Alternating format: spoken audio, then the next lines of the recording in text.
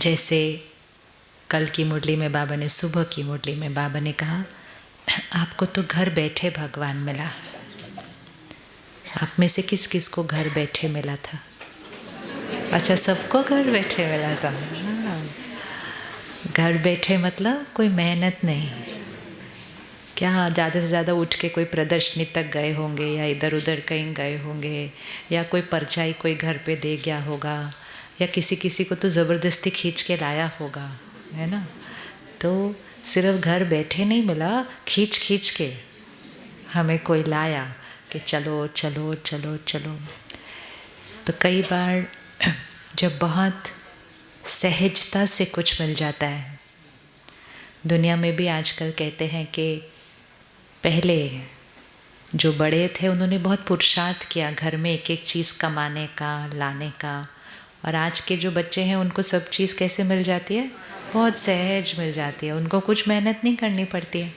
तो कभी कभी जब कुछ मेहनत नहीं करनी पड़ती तो फिर वो वाली चीज़ की वैल्यू भी कम हो जाती है ना। तो वैल्यू कम होना ऐसा नहीं, हमारे को बाबा की तो बहुत वैल्यू है, बहुत वैल्यू है, उसमें तो कोई कंपैरिजन नहीं। लेकिन कभी कभी हम ऐसे ही प्यार प्यार में चलते हैं, और जो बाबा कह रहा है और बाबा सिखा रहा है इतने सालों से, और अब तो हर चीज़ जो बाबा ने कही है वो आसपास होती हुई दिखाई भी दे रही है। कि बाबा कितने साल से बाबा कहते थे, क्या आपको सुनाई नहीं देता? लोगों का दुख सुनाई नहीं देता? लोगों का दर्द सुनाई नहीं देता? बाबा कहते थे, जो पुकार मुझे सुनाई देती है तुम्हें सुनाई नहीं देती। तो मुझे ऐसा लगता था इतने भी कोई दुखी तो नहीं लगते लोग, ऐसे ठीक ठाक ही लगते हैं, मौज में ही लगते थे सब लोग। तो उनका बाबा को अलग दुखी सुनाई देते होंगे ज़्यादा, लेकिन इस समय तो सच में बहुत दुख हुआ है सडनली। तो जितना जितना समय नज़दीक आता है तो सृष्टि पर दुख, तो सृष्टि पर दुख अर्थात आत्मा की शक्ति घटी होगी, परिस्थितियाँ भी विकराल रूप लेना शुरू करती हैं, लेकिन आत्मिक शक्ति बहुत घटती जा रही है। तो कोई भी परिस्थिति का सामना करने के लिए जो शक्ति चाहिए वो कम। और हम सब इतने भाग्यशाली हैं कि बाबा हमें सिर्फ ज्ञान नहीं देते, लेकिन ज्ञान के साथ शक्ति देते हैं। किस किस का अनुभव है कि जीवन में जब कोई बात आई तो हमारे पास शक्ति का स्टॉक अच्छा सा जमा था, है ना। कि वही बात अगर पहले आई होती तो हम कैसे सामना करते, और जब शक्ति का स्टॉक अपने पास इतना था तो हमने कैसे सामना किया। तो बाबा को तो हम कितना शुक्रिया कर सकते हैं। ऐसा लगता है कि इस समय पर दुनिया बाबा के बिना चलती कैसे है, अपने जीवन की परिस्थितियों का सामना करते कैसे हैं ये। तो इसलिए ऐसे बाबा का हम सिर्फ शुक्रिया नहीं, लेकिन अब बाबा जो हमें सिखा रहे हैं उसको हम दृढ़ता से पकड़े। हम सब पकड़ते हैं, हम सब करते हैं, लेकिन फिर धीरे धीरे हम अपनी नॉर्मल पर चलते हैं, क्योंकि हमारी जीवन बहुत बढ़िया चल रही है। जब सब कुछ बहुत अच्छा चल रहा होता है ना, बहुत अच्छा मतलब ऐसे नहीं कि बातें नहीं आती, बातें आती हैं, लेकिन स्थिति इतनी अच्छी है कि कोई भोगना नहीं लगती है, तो बहुत सहजता से क्रॉस हो जाता है सब कुछ। तो जब सब बहुत सहजता से क्रॉस होता रहता है, ऐसा लगता है सब अच्छा ही चल रहा है, सब बढ़िया ही चल रहा है। और ऐसे चलते चलते पता भी नहीं चलेगा, 5 साल बीत जाएंगे, 10 साल बीत जाएंगे, समय बीतता जाएगा। लेकिन अभी जो समय है, भगवान का काम पूरा नहीं हुआ अभी। काम मतलब हमारा तैयार होना पूरा नहीं हुआ, हम रेडी नहीं हुए हैं अभी तक। तो अब बाबा ने जो हमें कहा वो तो हमें समझा, और अब समय भी हमें दिखा रहा है। तो अब हमें क्या करना है, सब कुछ जो हम पुरुषार्थ कर रहे थे, जब से ज्ञान मिला तब से कर रहे हैं, लेकिन अब उसको थोड़ा सा दृढ़ता से करना है। जैसे बाबा मुरली में कहते हैं कि अपने भक्तों से सीखो, कि भगत जब प्रतिज्ञा करते हैं तो वो प्रतिज्ञा कैसी होती है ना। अभी थोड़े दिन पहले 18 दिसंबर की मुरली, वो भी शिवरात्रि की मुरली थी, लेकिन 18 दिसंबर को चली थी। तो उस मुरली में बाबा ने कहा था, प्रतिज्ञा अर्थात जान जाए मगर वचन न जाए। वो है प्रतिज्ञा कि जान जाए मगर वचन न जाए। लेकिन बाबा कहता है आप प्रतिज्ञा करते हो, थोड़ी देर के बाद कोई बात आती है और आपका वचन तो वो बात के सामने ही खत्म हो जाता है ना। और वो क्या कहते हैं, चाहे कुछ भी हो जाए, जान चली जाए, लेकिन प्रतिज्ञा न जाए। और उस आधार से दुनिया में इतने लोग हैं जिनके लिए दुनिया को भी पता है कि इन्होंने एक बार प्रतिज्ञा कर ली तो अब चाहे कुछ भी हो जाए इनकी प्रतिज्ञा टूटेगी नहीं। तो ये सबसे ज़्यादा किसके लिए होनी चाहिए ये बात लागू? हमारे लिए होनी चाहिए। लेकिन हम तो अभी अभी प्रतिज्ञा करते हैं, थोड़ी देर में कोई कुछ कर देता है, हम उसमें कुछ कह देते हैं, प्रतिज्ञा की वहीं रह जाती है। तो फिर वो वाली मुरली में बाबा ने कहा था, अब आप फिर चिटकी पर कुछ लिखोगे। फिर जब बाबा आपको चिटकी पर लिखते हुए देखेंगे तो बाबा आपकी फ़ाइल चेक करेंगे कि फ़ाइल में तो पहले से ही बहुत सारी चिटकी है, एक और कागज़ लगा के क्या करेंगे अभी इसके अंदर। और फिर उस मुरली में बाबा ने कहा था, अब फिर इस साल शिवरात्रि आएगी, आप फिर झंडा लहराएंगे, आप फिर चिटकी लिखेंगे और फिर शिवरात्रि पूरी हो जाएगी। तो मतलब ये सब कुछ जो हम कर रहे हैं, इसको हम सिर्फ करने में नहीं, लेकिन बनने में कब करेंगे? कब तक हम चिटकी लिखेंगे? कब तक हम चिटकी लिखेंगे? चिटकी लिखवाना तो अब हमें नए लोगों से कराना चाहिए। हमारा चिटकी लिखने वाला समय क्या हो जाए पूरा। अब क्या चिटकी लिखनी है, अब कौन सी चिटकी लिखनी है? तो इसीलिए वो मुरली भी हमने स्टडी की थी, वो 18 दिसंबर की मुरली थी। फिर कल शाम की भी मुरली हमने स्टडी की, लेकिन फिर हम वो करके फिर अपने नॉर्मल पर चले जाते हैं। नॉर्मल मतलब जैसे हम चल रहे थे, हम अपने अंदर वो दृढ़ता तो ऐसी दृढ़ता नहीं पकड़नी कि मैं संपूर्ण बन जाऊं, ये दृढ़ता नहीं है।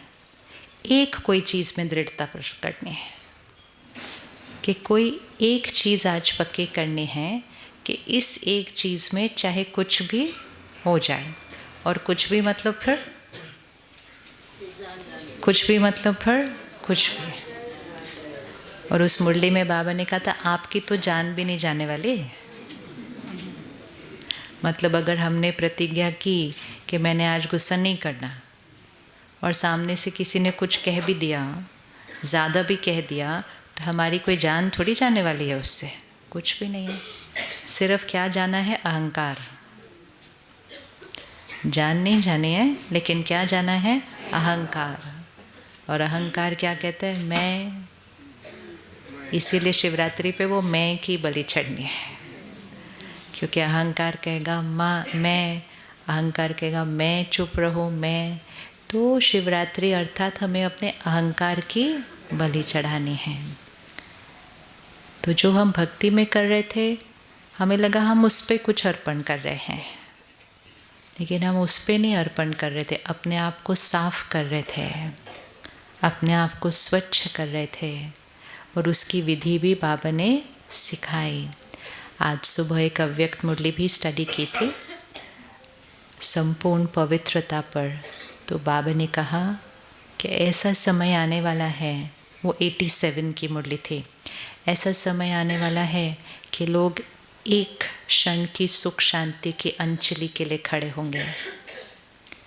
और फिर बाबा ने पूछा, क्या आपके पास उतना स्टॉक होगा उस टाइम?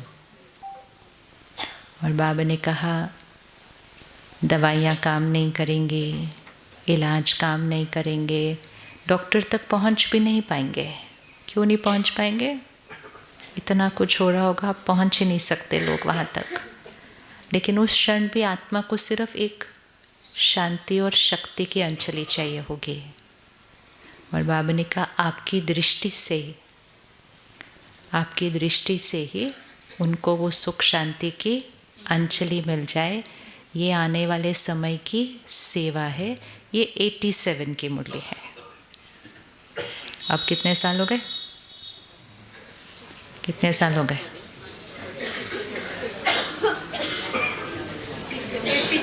हाँ, तो कैलकुलेट करो। तो वो जो बाबा ने लिखा कि ऐसा समय आएगा, अब वो समय, बाबा ने उस मुरली में कहा, जैसे देवी देवताओं के जड़ चित्रों के आगे दुआ मांगते हैं, रहम मांगते हैं, शक्ति मांगते हैं, ऐसे ही कहेंगे कि दुआ करो। आपको आके कहेंगे कि हे दिव्य आत्मा दुआ करो। दुआ करो मतलब मुझे थोड़ी सी शक्ति की अनुभूति हो। तो दुआ मतलब हमें कुछ कहना नहीं है उस समय, लेकिन दुआ मतलब हमारी जो स्थिति होगी और हमारी स्थिति में जितना बाबा होगा, तो जितना मैं हटेगा उतना ही बाबा आ सकता है।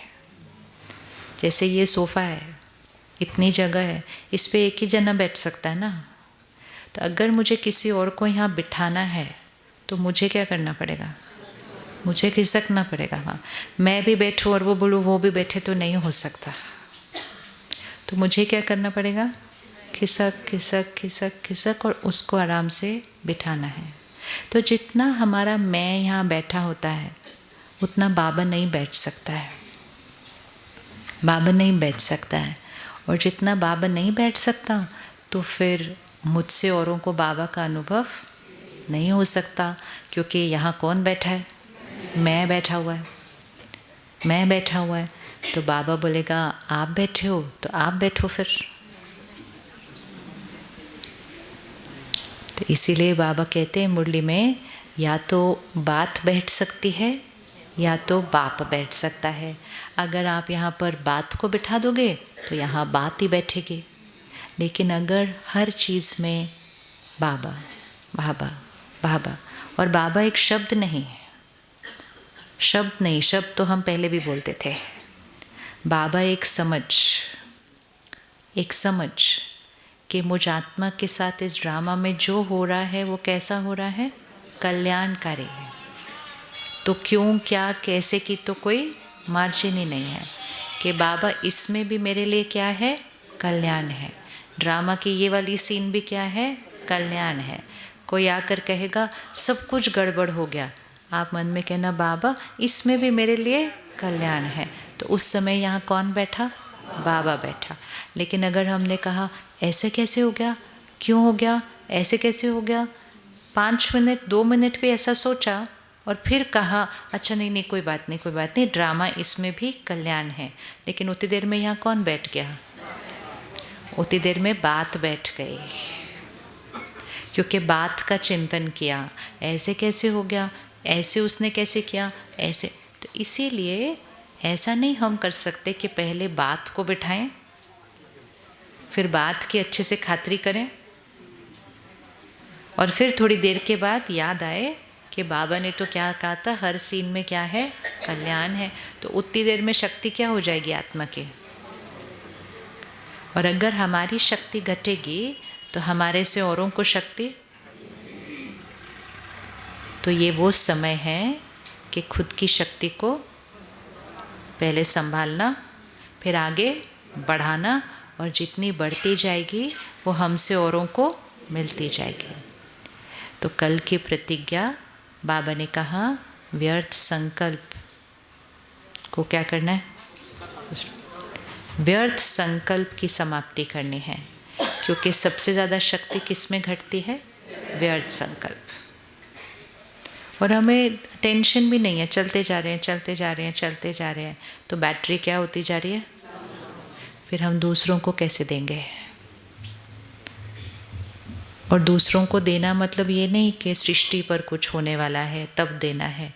दूसरों को देना मतलब अभी अभी घर में कोई बात आई, कोई परिस्थिति आई, सबका मन हिला, लेकिन एक मन कैसा था? बिल्कुल स्थिर। और वो खुद का मन नहीं था, उसके यहाँ कौन बैठा था? बाबा। तो तो फिर उस एक आत्मा से बाकी परिवार के सदस्यों को क्या मिलेगा? शक्ति। और जब ऐसी शक्ति सबको मिलती है तब होती है सेवा। तब होती है सेवा। सेवा मतलब सामने वाले को उस समय जो चाहिए था उसको वो मिला। लेकिन अगर हम थोड़ी देर डिस्टर्ब हुए और फिर थोड़ा ठीक हुए, उसका कोई प्रभाव नहीं। वो तो दुनिया में भी कोई भी कर सकता है। वो तो दुनिया में भी कोई भी कर सकता है कि पहले थोड़ा सा परेशान हो जाते हैं, थोड़ा हो जाते हैं, फिर थोड़ी देर के बाद अपने आप को क्या कर लेते हैं? ठीक कर लेते हैं। ठीक, हमें वो नहीं करना है। हमारी स्थिति कैसी होनी चाहिए? हमारी स्थिति कैसी होनी चाहिए? अचल अडोल। किस किस को अनुभव है कि परिस्थिति आती है और उसी क्षण हम स्थिर?